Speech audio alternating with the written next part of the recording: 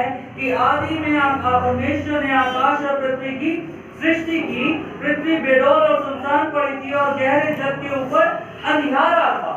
यहाँ खुदावंद का कलाम बताता है कि सृष्टि की रचना जब हुई तो क्या था? चारों तरफ अंधियारा था, और उस अंधियारे में प्रभु का वचन बताता है, तीसरे पद में लिखा है, जब परमेश्वर ने कहा उजियाला हो तो उजियाला हो गया।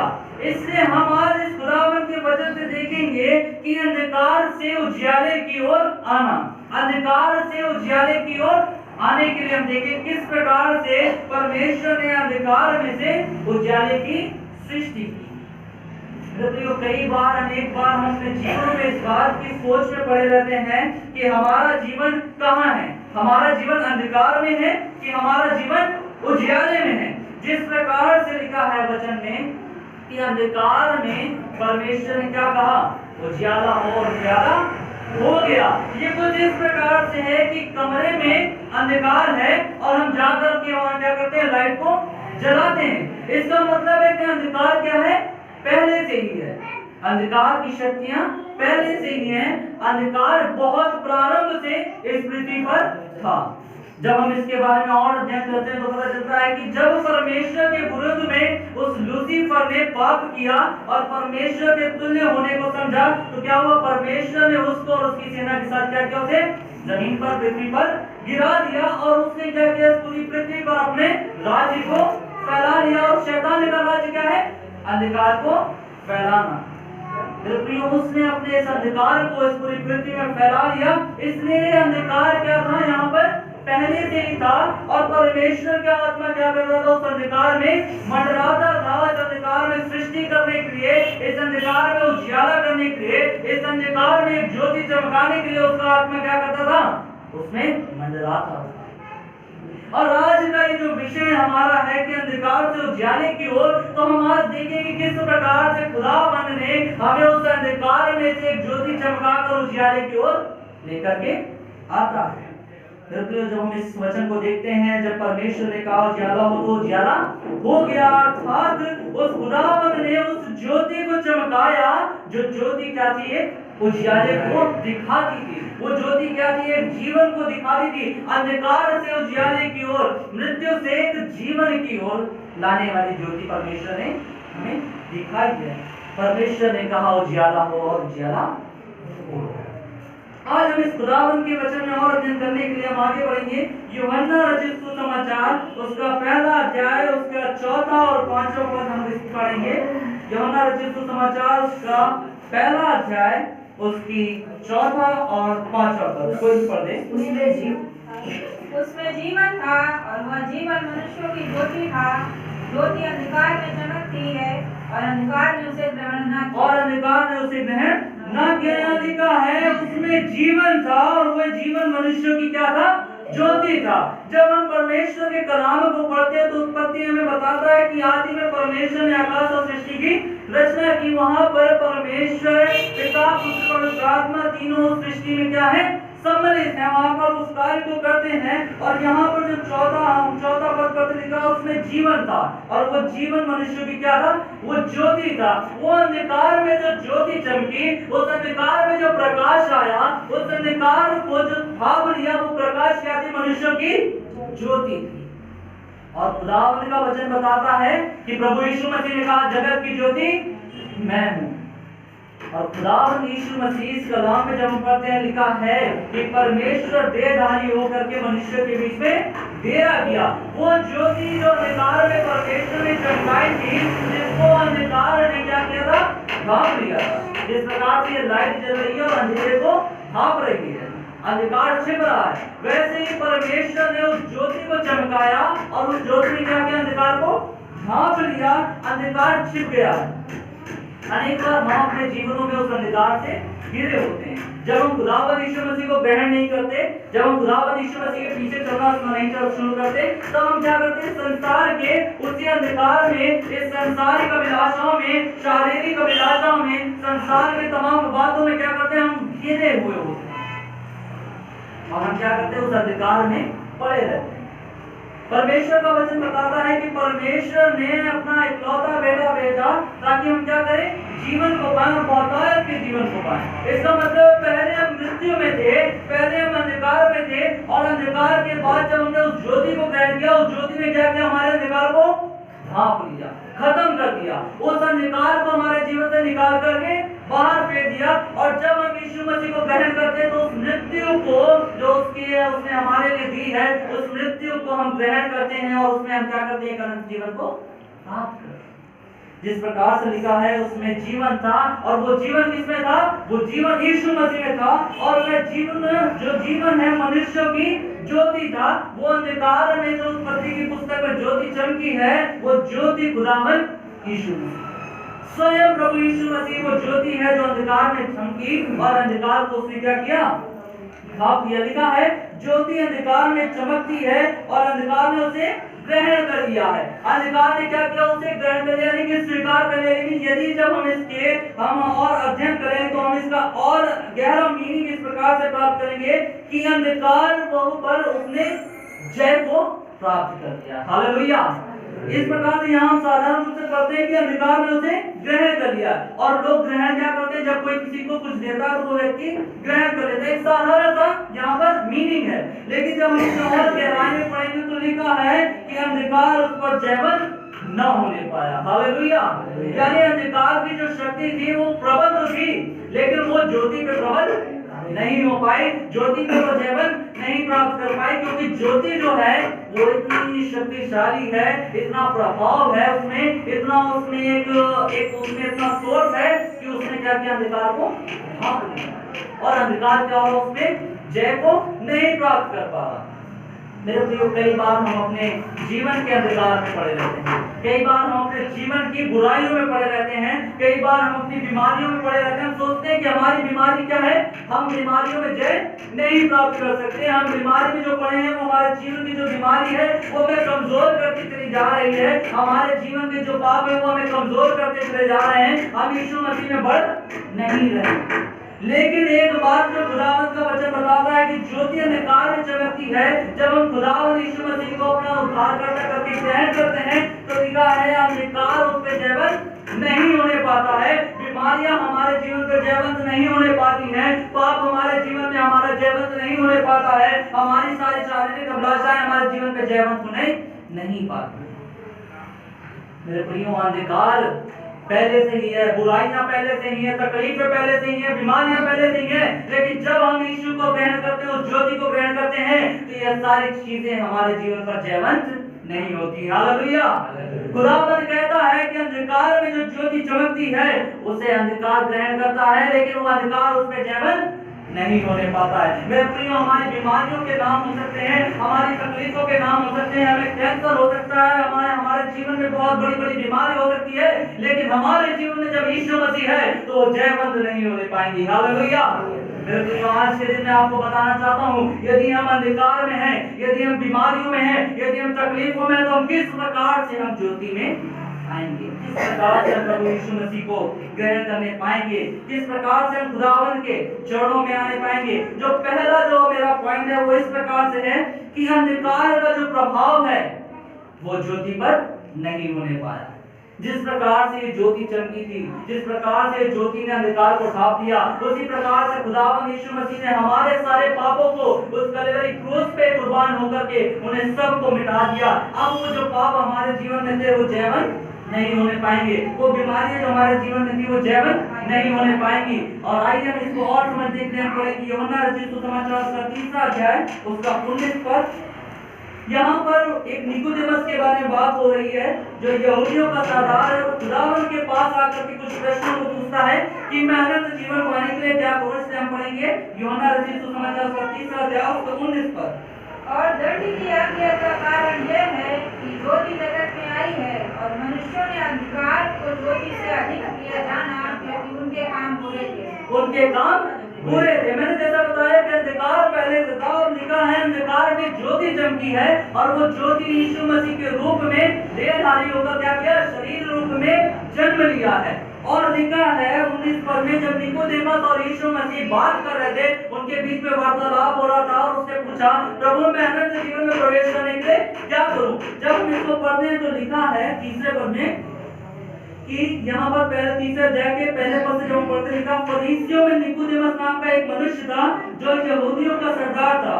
उसने रात को यीशु के पास आकर उनसे कहा, हे रब्बी, हम जानते हैं कि तू परमेश्वर की ओर से गुरु होकर आया, क्योंकि कोई इन चिन्हों को जो तू दिखाता है, यदि परमेश्वर उसके साथ ना हो तो नहीं दिखा सकता।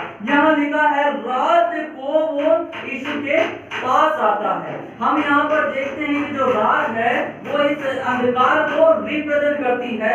यूहन्ना रचित सुसमाचार जो है वो बाकी सुसमाचार से अलग है और वो यीशु मसीह के चिन्ह और चमत्कारों के बारे में बताता है। और लिखा है कि जो निकोदेमस है वो रात को यीशु के पास आता है और रात को क्या करता है, वो आकर के वो जियाले की बात करता है। यानी वो अंधकार से, उन अंधकार की शक्तियों से, उन अंधकार के बंधनों से निकलते हुए वो परमेश्वर के उजियाले में आने के लिए बात करता है और पूछता है, मैं उसके लिए क्या करूं। और खुदावन जब 19 पद में उसे बताता है, सरकार लिखा है, और दंड की आज्ञा का कारण यह है कि ज्योति जगत में आई, ज्योति जगत में आई और मनुष्यों ने अंधकार को ज्योति से अधिक प्रिय जाना, और मनुष्यों ने अंधकार को ज्योति से अधिक प्रिय जाना, क्योंकि उनके काम बुरे थे। क्योंकि उनके काम बुरे थे। हम जब उदाहरण के रूप में देखें तो व्यक्ति को वही सारी चीजें पसंद आएगी जो उसके जीवन में स्वयं होगी। यदि मैं अगर जा करके मुझे कुछ गलत काम करना हो, जब तक वो गलत काम मुझे पसंद नहीं होगा तब तक मैं उस काम को नहीं करूंगा। जिस प्रकार से यदि मेरा हृदय कहता है कि मैं भक्ति करूं तो मैं भक्ति को ही करूंगा। यदि मेरा हृदय कहता है मुझे शराब पीनी तो मैं जाकर शराब को ही पीऊंगा, क्योंकि वो सारी चीजें मेरे जीवन में बुराई को पैदा करती हैं। वो सारी चीजें मेरे जीवन में हैं। लिखा है कि दंड की आज्ञा का कारण यह है कि जगत में ज्योति है। जब यीशु मसीह जगत में आया और मनुष्यों ने अंधकार की ज्योति अर्थात यीशु को ग्रहण ना किया, परंतु यीशु को सुनने के बाद भी वो तमाम बातों में, वो व्यर्थ के कामों में, अपनी तकलीफों में, बीमारियों में पड़े रहने के बाद भी उन्होंने क्या किया, यीशु को स्वीकारा नहीं, परंतु उन्होंने क्या किया, अंधकार को ही अपना उद्धार करता, अंधकार को ही अपना सब कुछ माना, इस क्योंकि उनके काम बुरे हैं। वचन बताता है कि जो आत्मा से है वो आत्मा है और जो शरीर से है वो शरीर है। यदि हम अपनी शारीरिक अभिलाषाओं के लिए सोचेंगे तो हम क्या है, शरीर से जन्मे हैं, और यदि हम अपनी आत्मा के बारे में सोचेंगे तो इसका मतलब है हम अपनी परमेश्वर की आत्मा से जन्मे हैं। यानी कि यदि हमारे काम भले हैं तो हम परमेश्वर के कालों को जाने जाएंगे, और यदि हमारे काम बुरे हैं तो हम क्या करेंगे, हम अंधकार के लोग जाने जाएंगे। और अंधकार शैतान को रिप्रेजेंट करता है कि शैतान ने इस अंधकार को इस पृथ्वी में क्या किया, डाल दिया। संसार में जब उसको गिराया गया तो उसने अंधकार को फैला दिया। यदि हमारे जीवन में बुराइयां हैं अपनियों, यदि हमारे जीवन में तकलीफें हैं, यदि हमारे जीवन में बुराइयां हैं, तो हमें जांच लेने की जरूरत है कि हमने हमारे जीवन में उस ज्योति को ग्रहण किया है कि अंधकार को। हमने उस ज्योति को अपना उद्धारकर्ता माना है कि उस अंधकार को, कि हमने उस बुराइयों को अपना स्वीकार करके रखा है कि हमने उस परमेश्वर को। हमारे लिए एक प्रश्न है, यहाँ पर निकोदेमस पूछता है कि मैं अनंत जीवन में उस अंधकार से उछल कर आया, उस रात में उछल कर आया, और वो पूछता है कि मैं ज्योति में जाने के लिए क्या करूं मेरे को। वो यीशु से पूछता है। यीशु से उसका लिखा है कि ऐसा करना जब तक कोई नए से ना जन्मे वो परमेश्वर के आगे प्रवेश नहीं कर सकते। इसके बाद हम कुछ भी यहाँ पर निकोदेमस के बारे में नहीं पाते कि उसने प्रभु को ग्रहण किया या वो पीछे चला गया या कुछ भी। इस बात में, इस अध्याय में इसका कोई भी विवरण नहीं है। लेकिन मैं एक बात जानता हूँ कि खुदा और यीशु मसीह ने उसके जीवन में प्रभाव डाला, ज्योति ने उसके जीवन में प्रभाव डाला, इसीलिए उसने परमेश्वर के काम को किया जो कि हम यूहन्ना रचित सुसमाचार उसके 19 अध्याय उसके 38 पद में पढ़ते हैं, 38 से लेकर 42 पद। कोई पढ़ दे यूहन्ना रचित सुसमाचार 19 का 38 से 42।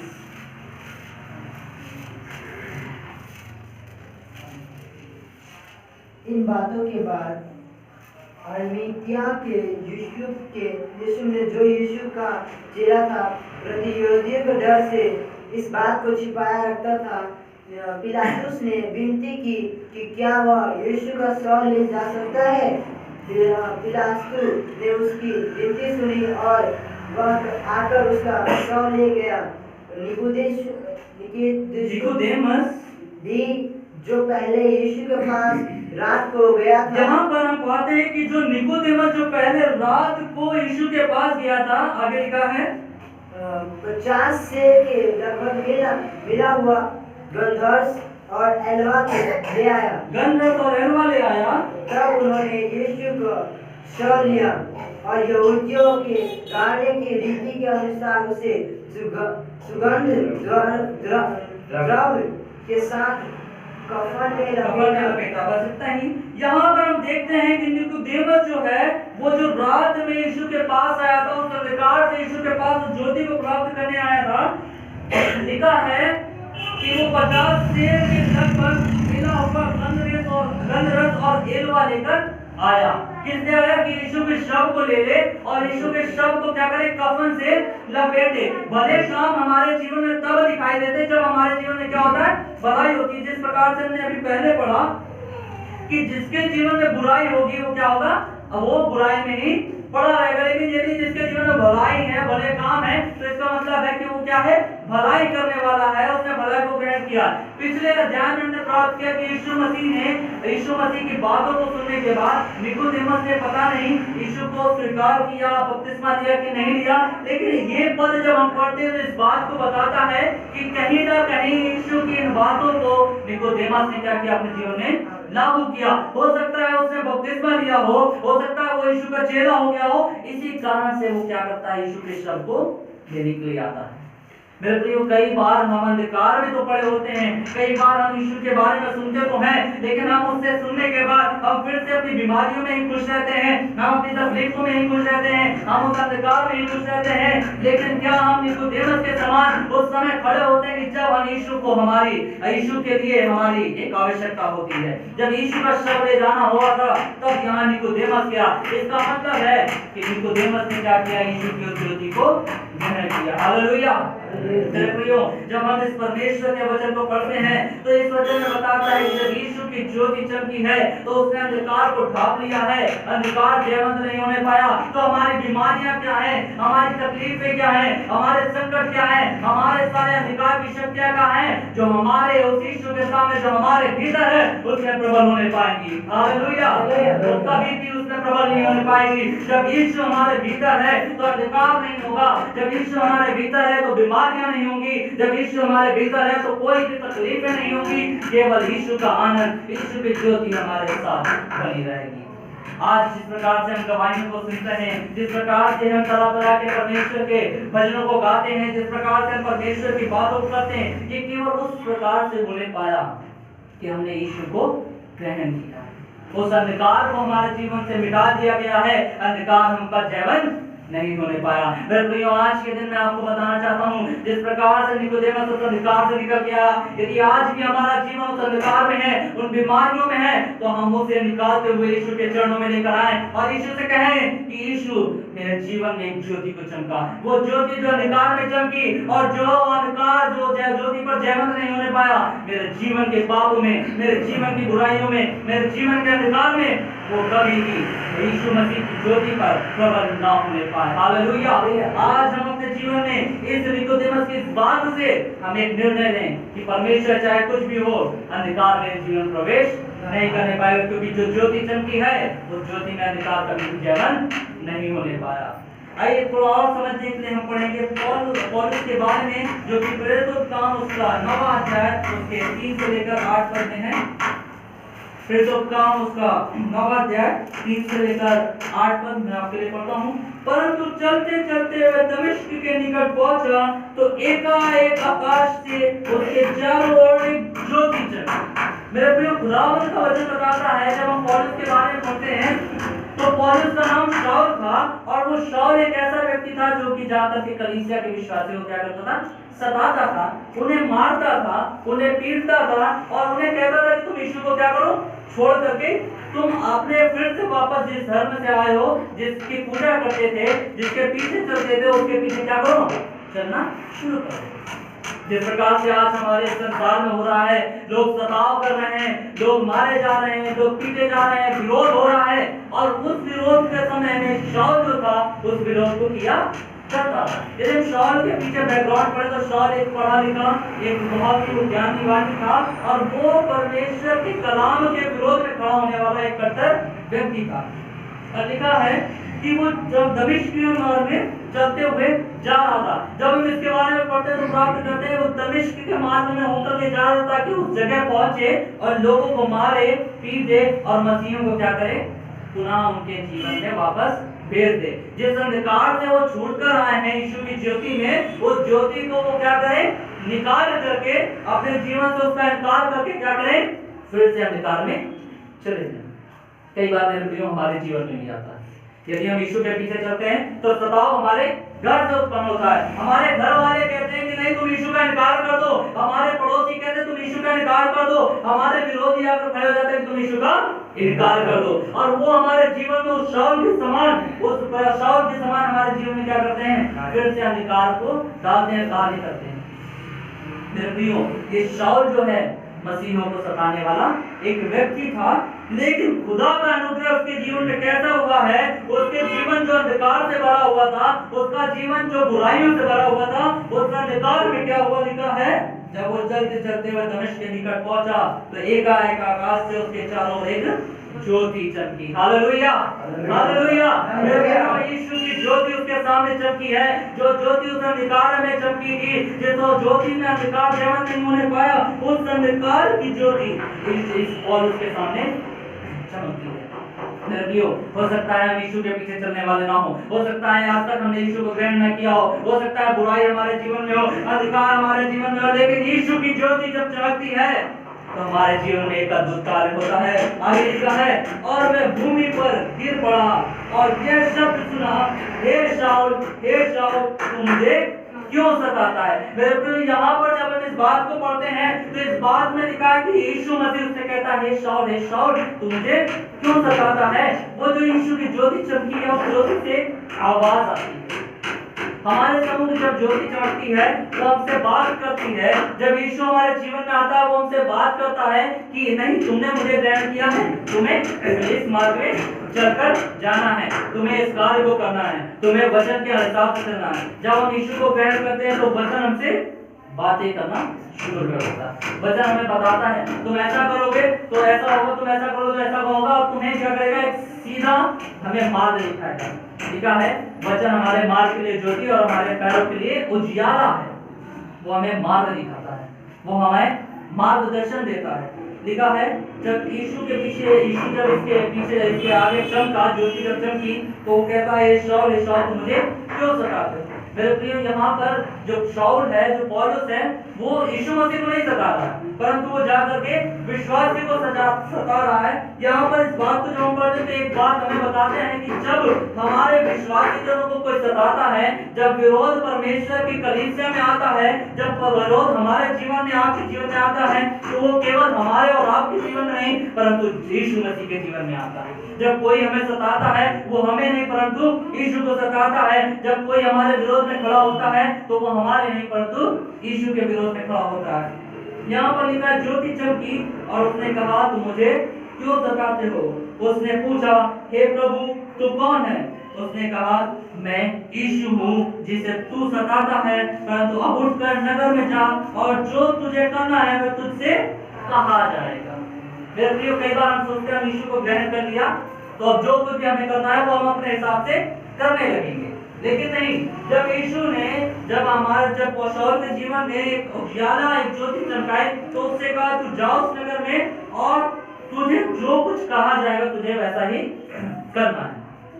लेकिन कई बार हम प्रभु की ज्योति प्राप्त करके हम प्रभु की इच्छा के अनुसार नहीं चलना पसंद करते। हम सोचते हैं कि अधिकार तो हमारे जीवन से मिल गया है, अब जैसा हम चाहें वैसा चल सकते हैं, जैसा हम चाहें वैसा कर सकते हैं। लेकिन खुदावंद का वचन बताता है कि जब ज्योति चमकती है तो ज्योति के बाद परमेश्वर खुद बताता है तुम्हें कैसे चलना है। मेरे प्रिय, आज के दिन मैं आपसे बताना चाहता हूँ कि यदि परमेश्वर का वो ज्यादा हमारे जीवन में प्रकट हुआ है तो हमें परमेश्वर के मार्गदर्शन के अनुसार चलना है। जिस प्रकार से पौलुस से कहा गया जैसा तुझसे कहा जाएगा वैसा तू करना। फिर यदि हम आगे पढ़ते हैं तो 9 से 12 पद में इस प्रकार से लिखा है, वह 3 दिन तक ना देख सका और ना खाया और ना पिया। दमिश्क में हनन्याह नाम का एक चेला था, उससे प्रभु ने दर्शन में कहा, हे हनन्याह। उसने कहा, हाँ प्रभु। तब प्रभु ने उससे कहा, उठकर उस गली में जा जो सीधी कहलाती है और यहूदा के घर में शाऊल नामक एक तरुसवासी जो पूछ पूछ, क्योंकि देख वह प्रार्थना कर रहा है। और उसने हनन्यास नामक एक पुरुष को भीतर आते और अपने ऊपर हाथ रखते देखा, ताकि वह फिर से दृष्टि को पाए। मेरे प्रिय, जब खुदावन की ज्योति हमारे जीवन में चमकती है, तो वो अंधकार की जो हमारी आंखें होती थी, वो अंधकार की बुराइयों की जो आंखें थी, वो तकलीफों की जो आंखें थी, वो खुदावन क्या करता है? बंद कर देता है, उसे हमारे जीवन से नाश कर देता है। उसके बाद जो हमारी आंखें खुलती है, वो ज्योति की आंखें खुलती हैं, वो भलाई की आंखें खुलती हैं, वो अच्छे कामों की आंखें खुलती हैं, वो परमेश्वर के उस मार्ग की आंखें खुलती हैं।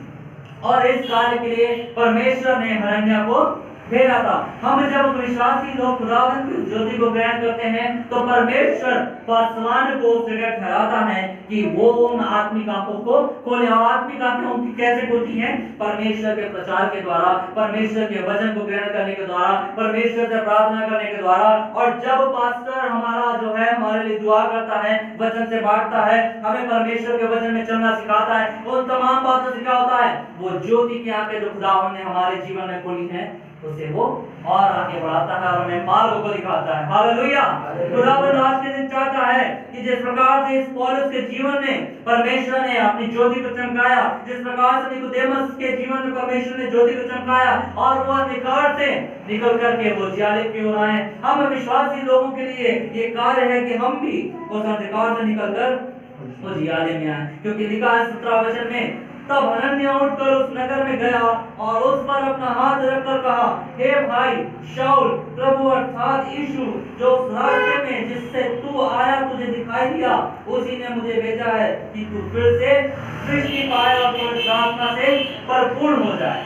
मेरे प्रियो, जब हमारी आत्मिक आंखें खुलती हैं, तो हमारी आत्मिक आंखें साधारण रूप से नहीं खुलती हैं, परंतु खुदा का वचन बताता है कि वो आत्मा से परिपूर्ण हो गया। परंतु परमेश्वर का आत्मा, परमेश्वर के वो पवित्र आत्मा जो हमें गाइडलाइन देता है, जो हमें मार्गदर्शन करता है कि तुम्हें ये करना है, तुम्हें ये नहीं करना, तुम्हें पुनः अंधकार में नहीं जाना, तुम्हें पुनः इस कार्य को नहीं करना, इस पाप को नहीं करना है, यदि तुम पाप करोगे तो बुराई आएगी। ये सारे जो हमारे जीवन में मार्गदर्शन है, वो क्या करता है? पवित्र आत्मा करता है।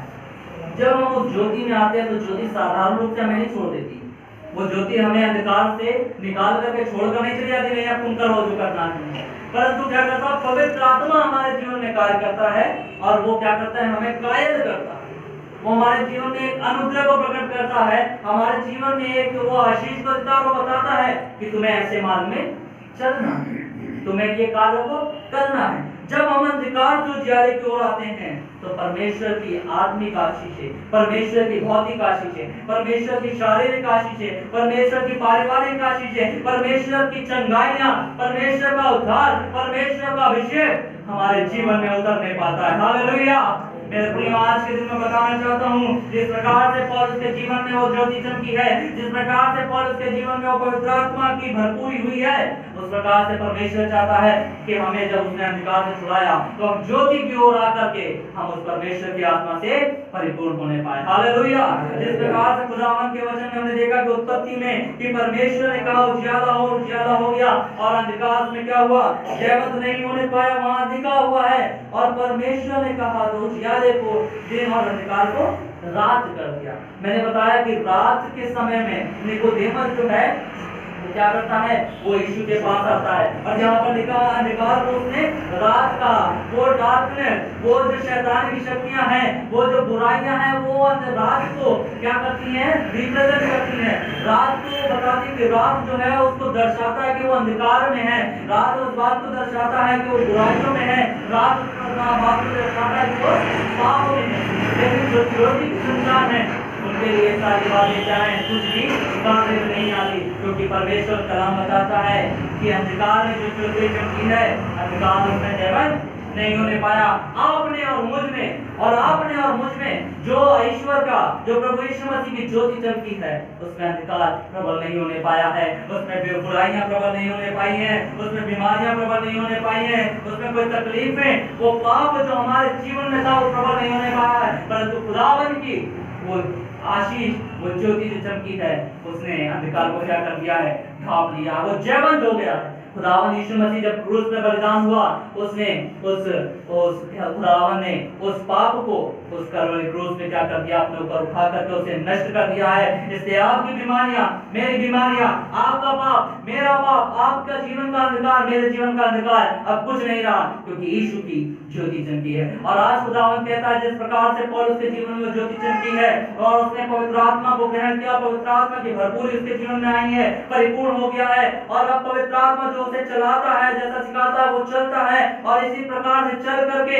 वचन बताता है उसने अपनी 3 यात्रा को किया है, जिसमें उसने बहुत सारे कलीसिया की स्थापना की है। और ये बाइबल इस बात का इतिहास बताती है कि पौलुस ने 13 पत्रियों को इसमें लिखा है। पौलुस जो एक प्रेरित कहलाया गया, जब पवित्र आत्मा का अभिषेक उसके ऊपर आया तो 12 चेलों के साथ एक और नाम जोड़ा गया है जो कि पौलुस का है, और पौलुस ने एक परमेश्वर के लिए सेवकाई की है। मेरे प्रियो, आपके और मेरे जीवन में जब खुदावन ने उस अंधकार को ढांप दिया है, अंधकार जब जयवंत नहीं होने पाया, तो मेरी और आपकी जिम्मेदारी है कि हम खुदावन के लिए जाकर के गवाहियों को दे सकें, हम खुदावन के लिए जाकर के परमेश्वर के आशीषों को बांट सकें, हम खुदावन के वचन को प्रचार करें, और हम और आप भी उस पौलुस के समान, उस निकोदेमस के समान परमेश्वर के कार्यों में क्या हो सके, सहभागी हो सके। मेरे प्रियो, क्यों ना हम अपने स्थान में खड़े हो जाएं, हम अपने आप में इस बात का निर्णय लें कि परमेश्वर उन्हें पाए मेरे जीवन में, परमेश्वर को एक अद्भुत कार्य कर, और जिस प्रकार से ज्योति चमकी है, वो ज्योति मेरे जीवन में जैसी चमकी है, वो मेरे जीवन में उस अंधकार को प्रबल ना होने दे। कई बार मेरे प्रिय हम कमजोर हो जाते हैं, हम बीमारियों में, तकलीफों में कमजोर हो जाते हैं, हम यीशु को भुला बैठते हैं, लेकिन वचन बताता है कि पौलुस और निकोदेमस वो दोनों लोग वो अंत में यीशु के साथ खड़े रहे, और उन्होंने परमेश्वर के कार्य को किया, और ज्योति ने उनके जीवन में अंधकार को प्रबल नहीं होने दिया। तो हमारी और आपकी बीमारी क्या है, हमारी और आपकी तकलीफें क्या है, वो कभी भी प्रबल नहीं होने पाएंगे। इसलिए अपनी आंखों को बंद करें और अपनी बीमारियों को परमेश्वर से कहें कि परमेश्वर, हम यीशु मसीह के नाम से अपनी बीमारियों को दूर करते हैं, अपनी तकलीफों को दूर करते हैं, पारिवारिक समस्याओं को दूर करते हैं, शारीरिक समस्याओं को दूर करते हैं, क्योंकि जो ज्योति मेरे परिवार में, मेरे शरीर में, मेरे जीवन में चमकी है, उसमें बीमारियां, पाप, तकलीफें प्रबल नहीं होने पाई। आइए अपनी आवाज़ों को उठाते परमेश्वर का धन्यवाद दें, अपने तकलीफों को उसके सामने उड़ाते हैं। हालेलुया, हालेलुया, हालेलुया, धन्यवाद यीशु, हालेलुया, हालेलुया, हालेलुया। प्रभु तेरी महिमा